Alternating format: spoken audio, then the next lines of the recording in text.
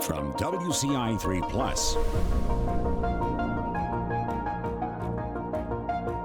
with your host Kevin Lighty, this is Behind the Forecast.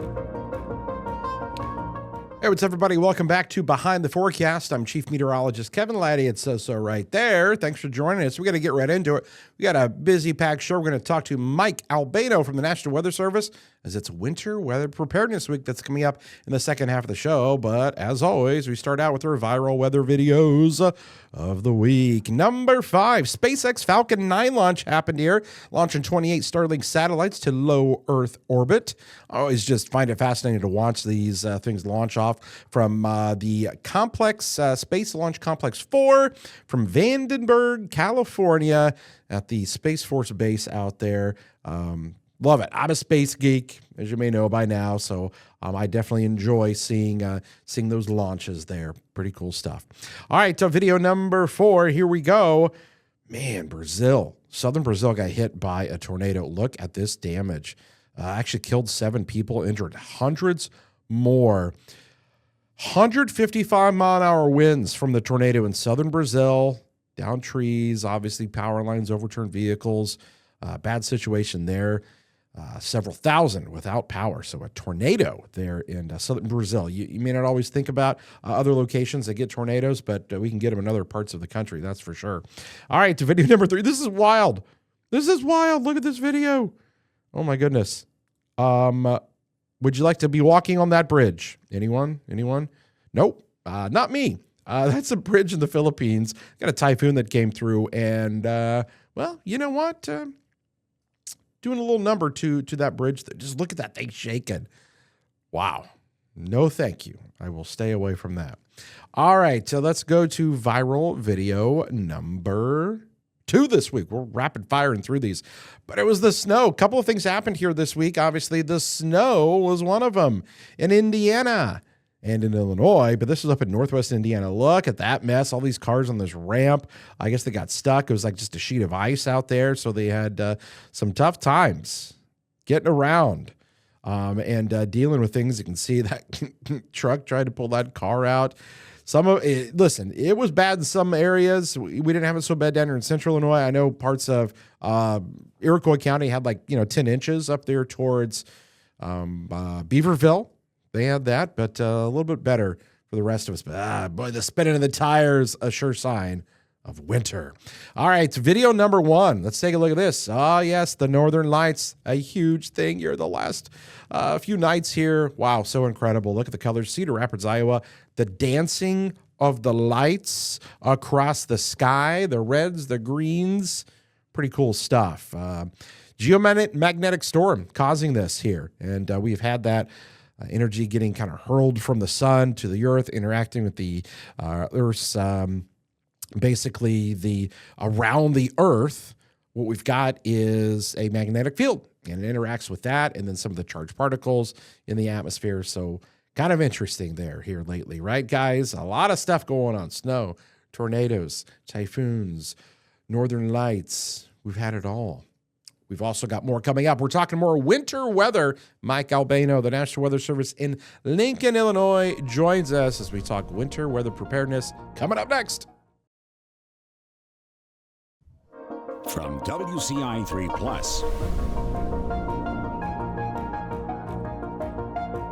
with your host Kevin Lighty, this is Behind the Forecast. All right, everybody, welcome back here. Behind the Forecast, Chief Meteorologist Kevin Lighty here with you. Excited to have you back here once again. And if you've tuned into any of our shows, and you know what? I think this is our 20th episode, by the way. We've been doing this for 20 weeks now. So, hopefully getting all the kinks worked out, and hopefully you guys have enjoyed all the shows we've had here in the past. Today, going to be an interesting conversation, especially given some of the most recent weather that we've had. But it is Winter Weather Preparedness Week in Central Illinois. And we are going to be checking in with the National Weather Service. Yes, we've talked to them before on a previous episode. And we welcome in here today Mike Albano. Mike, how you doing? National Weather Service in Lincoln. He's back with us once again. What's going on over there today? Hey, Kevin, we're doing great here in Lincoln. Thanks for having us back. Dude, super excited to again talk with you guys again. I'm going to do this on a more regular basis with you. Thought this would be a good week to talk about winter weather preparedness. You guys do a big campaign each year, kind of for severe weather in the spring and then in the winter for winter weather preparedness. And what a strange week to have it, because we started the week off with exactly that, winter weather, and we're going to end it on a not so wintry note, but we know winter is coming. Mike, I want to touch on this a little bit though, before we kind of get into a little bit more of the preparedness. A lot of folks here on Monday and Sunday night, they were just like, I cannot believe what just happened with this lake effect system. Let's talk a little bit about that individual setup, how that occurred, and kind of what we received and how it was kind of unique for us to get as much snow as we did off of a lake effect kind of snowbank. Talk a little bit about kind of how you guys at the office were looking at things, on Friday and going, okay, and how all that kind of evolved. Go ahead and give us a little bit of input into the brain power over there at the Weather Service and what you guys thought. Yeah, first off, just a really, really rare underscore, just the unusual nature of this lake effect snow ban. Once in every 15-year type event for Northwest Indiana. But for a ban to travel all the way into East Central Illinois, even down towards I-70, Effingham, Lawrenceville, incredibly rare. It's a type of event I would have dreamed of as a kid. I grew up in Northwest Indiana. I love lake effect snow, but such a strong air mass that came out of the Canadian prairies across the open waters of Lake Michigan, right? Relatively warm waters of Lake Michigan. And of course, with that comes all sorts of energy and moisture that just pours into the lower Great Lakes, parts of the Midwest. And boy, did it pour. In fact, in some areas in Southeast Illinois, I believe we'd seen even a half inch of snow down near Robinson, not far from Terre Haute. So just very unusual, once every 15 or 20 year type event. Yeah, just so unique. I mean, and I know it's you guys, you're cut off, obviously. You guys don't cover Fort and Iroquois County. That goes to the Chicago office. But Northern Iroquois County had 10 inches of snow. I've never seen that from a lake effect ban that far south. That much snow, ever. Yeah. And I haven't either. You expect it close to the lake, right? Everybody's seen what happens in Buffalo, New York, and up to but man, to have that happen all the way down here, like I said, even all the way down, into our southern counties, to have that accumulate is wild. So I guess the moral of all of that is boy, you've always got to be prepared for winter weather, right?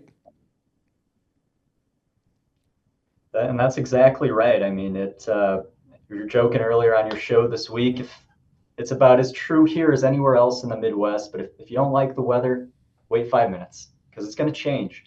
And at some point, you're going to be faced with a decision this winter. Maybe you missed out on some of that lake effect snow earlier this week, but at some point this winter, you're going to be faced with a decision to make. Do I stay? Do I go? Do I need milk and bread? Can I ride it out for a few days here at home? Things of that nature. And so, we talk about being prepared. So preparedness, it's many things in winter. It can be snow, ice, cold. I guess what are some of the key messages that you guys try to get out this time of year, and this week being specific to winter weather preparedness? What are some of the key things you guys are really trying to kind of hit hard to all the folks out there? Yeah, I think the most impactful year after year is the extreme cold, and here in Central Illinois, we get it. It seems once a year, maybe once every other year, that we are faced with dangerous wind chill values, oftentimes 10 below zero.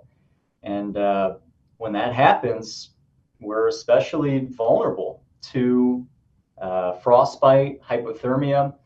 And we talk a lot about in the warm season how the heat is one of the most deadly weather phenomena across the world, but the cold weather also can result in a lot of injuries and a lot of fatalities too. And snow can sometimes be more localized, but it's those big cold waves that come out of almost nowhere, right? That you don't think is going to be quite as cold until you step out on your front porch and you realize it is every bit of cold. Frostbite, hypothermia, all things you got to, worry about there, with the cold. And I think a lot of times, there's a lot of hardy people that live here, in Central Illinois, and people, I don't need a hat. I don't need gloves, and maybe don't realize some of those impacts that you can have when you get those extreme kind of cold events. How do you get people to, kind of buy into, hey, listen, the cold can really be a thing when we have those wind chill advisories. We've had 40 below zero wind chills, I believe, just in the past couple of years. So how do you kind of get the people to kind of buy into that? We try and beat that drum early and often. As much as your favorite insurance campaign that you might see at any given night, if we see something, we try and say something right away. And you all do a fantastic job of plugging that potential as well. It's not just the week of. Sometimes it's 10 or 15 days ahead of time. We start to see this signal that the pattern is about to change. And often at that time step, we don't know exactly how cold is going to be. But, as we start to get into that 7 to 10 time frame, days 5 to 7, we do start to get a really good idea of just how cold it will be. And, from there, that messaging, we just keep a constant feed. We try and reach as many households as we can, as many phones as we can, to let people know what's coming. So wind chill is an interesting thing, and I want to talk about it a little bit because I had a little fun with one of my co-anchors earlier this week when he asked about, he goes, how is the wind chill calculated? And I said to him, well, don't you know? There's a whole formula to it. Here, Mike, do you remember what the formula is to calculate wind chill? You better say no, because nobody should remember this formula. I sure don't, Kevin. No, it's okay. Not something I keep score. No, it's okay, because it's funny, because I was like, I made him think, of course you know this, and then I pulled it up, and it's 35.74 plus 0.621 5 temperature minus 35.75 wind speed to the 16th power. So it's this long thing. Point being, the wind chill. Yeah, isn't that crazy? Thank goodness for computers that can calculate that stuff for us now, right? That's exactly. Point being, though, the wind chill, a lot of people don't know what it is. I say it on TV, the wind chill. What's the wind chill? Can you kind of explain about how, the wind chill works with temperature and wind and what it's actually kind of doing with the body there? Yeah, I think in simplest terms, right, the wind chill requires the wind. A brisk wind, it's gonna pour over your whole body. Your body heat is gonna be kind of whisked away from you. It's it doesn't take much at, say, minus 10 or minus 15 for you to start to feel a numbness or a burning sensation, even as your tissue is literally freezing. So when I think of wind chill, I just think of some pretty gusty winds that will physically take the warmth that my body is, my body heat, and it's just whisking that away from my body. And that's not a good thing. And it of course can lead to frostbite and hypothermia. So in the simplest terms, I don't know if I'm explaining that, at a high level. No, but that's a very basic, and that's what people, really, you've got some heat around, and the wind just, like you said, whisks it away. And so when that happens, then if it's your body is going to feel a lot colder there. A lot of people always are more fearful of ice than snow. Talk a little bit about, we haven't had, a ton of, like major ice storms around here, but whenever we talk ice, if that's something in the forecast, it gets people's attention. Talk a little bit about kind of the ice component to winter weather. Yeah, and we're overdue for a good ice storm. I seem to remember like New Year's Day 2021 may have been the last time here in Lincoln we got like a tenth to maybe 2/10 of an inch of ice. It seemed like in the mid 2000s there was a pretty good event. I don't know, maybe '07 will resonate with some folks, but yeah, it's a big deal just because of the its ability to shut everything down, right? It only takes a glaze as thin of a credit card to send vehicles sliding off the road. That's 1/100th of an inch of ice. That's all it takes to wreak havoc. And as you well know, Central Illinois is one of the per capita interstate miles for the state. I mean, we've got a lot. We got a lot of real estate, a lot of interstate real estate that comes through Central Illinois.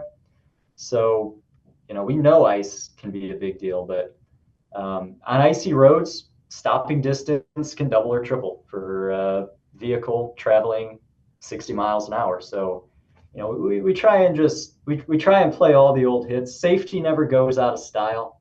We've got these canned messages that we will try and play over and over again ahead of an event just to make it stick in folks' head. Well, let's hope, like you said, it feels like we're due for one. we've had a lot of snow. We've had some cold, but the ice here, and then you start talking about power outages. If you get 3/4 of an inch of ice and things like that, you guys have got a lot of different warnings and advisories and criteria and things that you guys issue. Talk a little bit about some of those various products, as you call them, that you guys will be putting out and over the course of the winter that people can kind of understand the differences between some of those different types of things. Yeah, absolutely. Because we're talking about it, an ice storm warning requires 1/4 of an inch of ice. We're talking, there's a difference between like flat ice versus radial ice. So, for example, radial ice is what will accrete on power lines or tree branches, whereas flat ice, if you look out your back deck, whatever you would measure that glaze to be, that would be considered flat ice. But we don't really don't discriminate between radial or flat ice. 1/4 inch of ice is all it takes for us to start thinking ice storm warning. That's and then yeah, go ahead. For other products, I could keep playing them. Why don't we talk about something else we haven't had in a long time, a blizzard warning. Oh, ladies and gentlemen, you just heard it here. Mike says we're going to have a blizzard this winter. Mike just said it. I heard it. I tell you what, your viewers are going to send in some hate mail to your station and to listen, you might actually get some love for that. There are some people out there that love winter weather. They want this. I'm not kidding you. Like, some people want 2 feet of snow. It's a real thing for some. We see it on social media too. People are like, "We're calling for 4 inches." Where's the 4 inches? I wanted. People I don't can think people realize how hard. Yeah, how people it's interesting. Social media is a wild world. Let's talk about that just a little bit here. Okay. You guys put out forecasts and you put out graphics. You are careful to not put out 8 to 10 inches of snow for next Saturday on a Monday, right? There's a process to kind of doing that, but yet people on a Monday will see the social meteorologists posting the 168-hour GFS run of snowfall accumulation. Talk about how you guys have to combat some of that in the same way that we kind of do, and kind of what your thought process is when you guys are putting together a forecast for snow that people take so crucially and seriously and want to know how does that impact you guys? Great question. It's a balance, one that I know you grapple with too, right? Because there's this part where I want to be right, and I want to be first, right? I want to be the first to get that impactful information out there, but you want to be accurate too. And so it's a constant, back and forth. At what point can I start putting amounts out there? Social scientists have said to us, there's this thing called anchoring, right? We're talking human behavior now on the show, but something called anchoring, where the very first forecast that you see, a lot of times you take that forecast and you just hold it in your mouth like it's a dog toy, and you don't want to give it up, right? But the reality is much more complex. We get model data every 6 hours or less. Things change really quickly. We get updates to the forecast all the time. And I would say after, I don't know. And there's a thing too. I don't know when the best day is. It day 3? Is it day 5? Should you start barking at day 7? We'll stick on the dog thing. I love that analogy with the dog, the toy. You're so right, because when you put out that first initial, it's if I say at the beginning of the week we're going to have snow, and I don't get too specific, and even later in the week the forecast can change, and people are like, "Where's the snow you forecast?" It's so hard. Yeah. I know here we don't put out amounts more than I think it's 48 hours, like 30. We're in like the 36 to 48 hour range before we even start talking amounts. We kind of like step our way through it, saying, chances of snow, and not putting out those numbers. Cause like you said, people latch onto that first number, and as you say, things change every hour, and they only remember that. So I know it's tough for you guys as well. Yeah, and it's like I said, you strike a balance. You want to be accurate, probably first and foremost. And I think we lean more on the conservative side as well. I think we're probably a lot of times 48 hours before we'll start advertising amounts, even though we know, there is X, there is Facebook, 7 or 8 days out, and we're getting beat to that punch. But we're really aware of how rapidly the forecast can evolve and change. And Illinois is a long state. A lot of times, it's snowing like crazy in Peoria. By the time you get to like Decatur, you're kind of in that transition zone. Freezing precip, maybe it's rain snow mix. You get down towards Mattoon, Robinson, Lawrenceville, some of those far southeast counties, it's all rain. Sometimes it's severe weather. So, and that, over 75 miles or so is that gradient where it's all snow and then all rain. And sometimes that can shift even in the event. I don't think people realize just how difficult it can be to nail down. I do think it's harder than rocket science.